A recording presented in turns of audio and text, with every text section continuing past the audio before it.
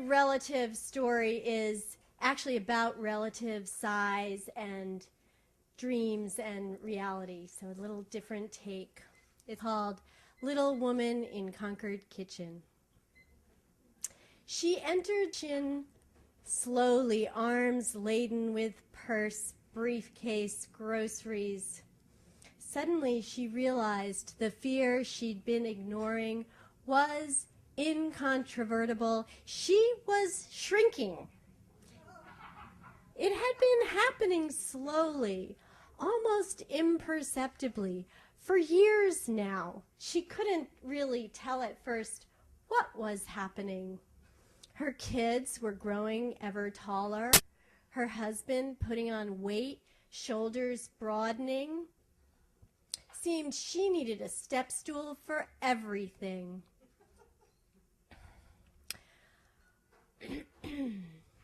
She was healthy, swam regularly, shoulders not too hunched. She put her bags and briefcase down and accepted the sinking, slippery feeling. She had not fallen to the floor. Still standing, she could no longer reach the counter. How will I wash this mountain of dishes if I'm this small, she thought vaguely. Then, well, if I'm this small, they'll never even find me. They'll have to wash the dishes themselves. I'll watch from under the cabinet. She jimmied the cabinet door open and slipped inside just in time. The cat, now enormous, was prowling the kitchen, searching for food, ready to pounce. The yellow sponge became her bed. Soon she was asleep, exhausted from all that shrinking. She dreamed she was evading capture for a crime she did not commit, stealing hot dogs. She ran across country roads, fields in the back of people's houses, backyards, the parking lot behind the Concord Center shops.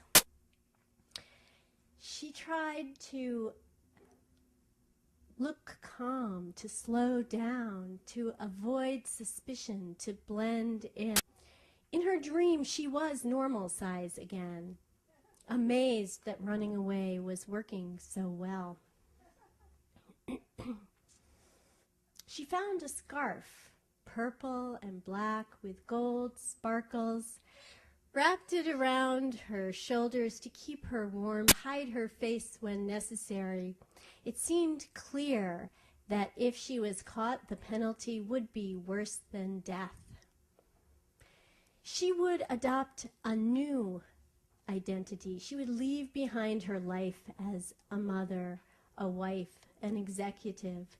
Perhaps she'd be a gypsy, a dancer, a spellbinder telling fortunes and ancient tales. She ran again across the great meadows, causing Canadian geese to honk and fly across the flooded fields. Tall brown cattails released white puffs that stuck to her scarf. At the river, she paused, wishing for a boat to carry her away. But there was no boat, so she took off her scarf and laid it down and stepped aboard, and it was a glass-bottom boat pulling her along downstream. She was queen of the river.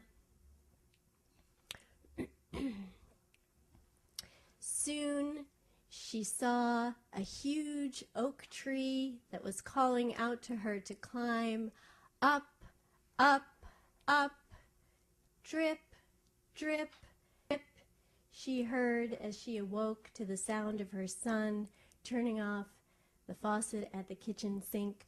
"Hi, Mom, I'm home. Going down to the basement. Got a snack?" Tired, so tired, she turned over and drifted back to sleep.